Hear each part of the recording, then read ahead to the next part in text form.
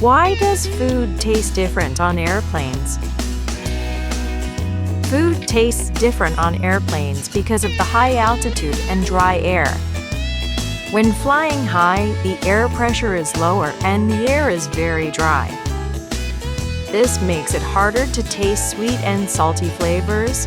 Your taste buds don't work as well.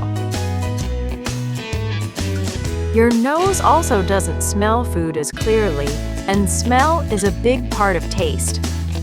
Loud noise in the cabin can also affect how you taste food.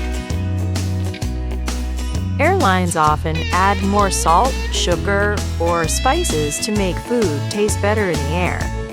So if airplane food tastes bland, it's not just the cooking, it's your body reacting to flying.